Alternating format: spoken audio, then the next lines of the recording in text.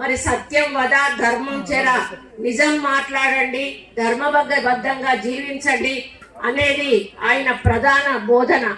ఆ నియమాలు మరియు బంజారా సంస్కృతికి సంబంధించిన విశేషాలు చాలా ఉన్నాయి.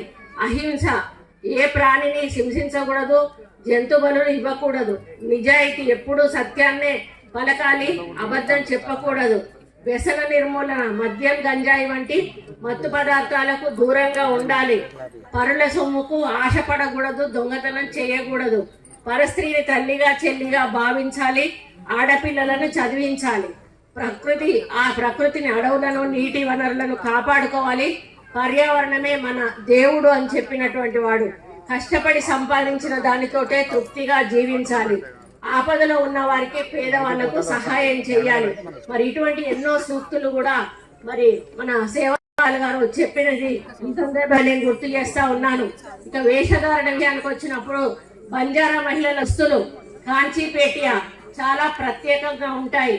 రంగురంగుల అద్దాల పరితనం, ఎంబ్రాయిడరీ మరియు వెండి ఆభరణాలతో వారి వేషధారణ చూడముచ్చటగా ఉంటుంది.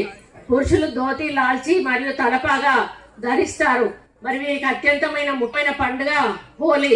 తండాలలో పురుషులు మహిళలు కలిసి సాంప్రదాయ నృత్యాలు చేస్తూ మరి పాటలు పాడుతూ హోలీ పండుగను సెలబ్రేట్ చేసుకుంటారు. మరి పెళ్లి కాని అమ్మాయిలు తీజ్ పండుగను జరుపుకొని మరి ఎంతో ముఖ్యమైన పండుగ. బుట్టలలో గోధుమ మొలకలు వేసి 9 రోజుల పాటు పూజలు చేసి చివరకు మరి చెరువులో నిమజ్జనం చేస్తారు.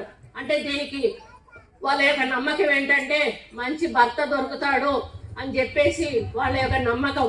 మరి ఇది ఒక పెద్ద మనిషి ఇంటి ముందట ఈ తీజ్ పండుగ అనేది జరుగుతుంది. 9 రోజులు కూడా ఆ గోధుమలు వేసిన బుట్టలను ఒక మరి మీద అది పెడతారు, ఒకటి పందిరిలాగా, దాని మీద పెట్టేసి రోజు నీళ్లు పోసి అక్కడ కాసేపు ఆడుకొని పాటలు పాడుకొని వెళ్ళిపోతారు.